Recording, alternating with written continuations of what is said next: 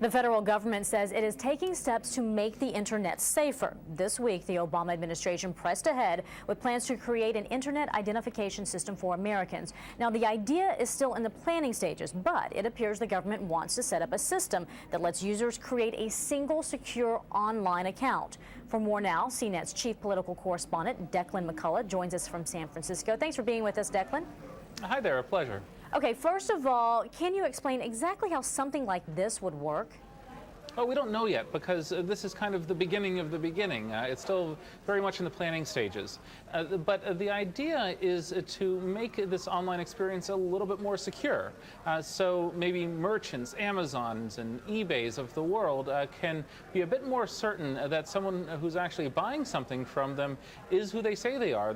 They are not just using a stolen credit card to buy a camera, for instance. At least this is the broad outlines of the plan. The idea is authentication and cybersecurity. So it's a single, secure online account. Would this be mandatory for Americans? Well, we had a White House official come out here to Stanford on Friday, and he said absolutely not. This was Howard Schmidt, who's their cybersecurity advisor. But the danger is, and this is one reason privacy advocates are a little worried, is that a lot of things start out as being maybe voluntary, and then they become mandatory or could become mandatory. And so it's a different. There's a big difference between having Amazon propose this versus having the federal government propose this. So there's a bit of privacy danger. And if it's not mandatory, why would someone want to do this? Because here's my problem, just, listening to the overall, theory of how this might work. It's a single secure internet access code, if you will. If I lose that, that's access to everything I have, right? Probably. Again, we don't have the details, but it is, or could be, the master key. Because right now, at least, if you use different passwords on different shopping sites and different bank accounts and PayPal sites, if you lose one, your entire online identity is not compromised. But here, if the master key is lost, then someone could impersonate you quite well and run up a lot of credit card charges, and in a worst-case scenario, even debit your bank account. So there are some dangers here. It's not necessarily the best thing for security, but there's still a lot of details that we need to know. No doubt. But the government says this plan, though, is meant to boost security. But some people are concerned that it could be a case of Big Brother. What are privacy advocates saying?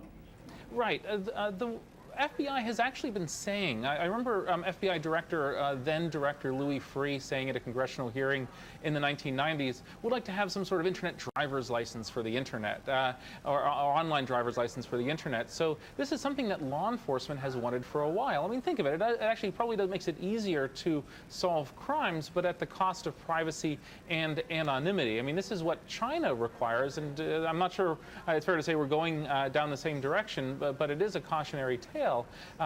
We have a strong tradition of anonymous free speech in this country, and having an internet driver's license would go in the opposite direction. So if it's not a case of Big Brother, what is the government's interest in doing this? Well, I think that if the Department of Homeland Security were to be running this, then it's probably to advance law enforcement interests, maybe at the cost of privacy.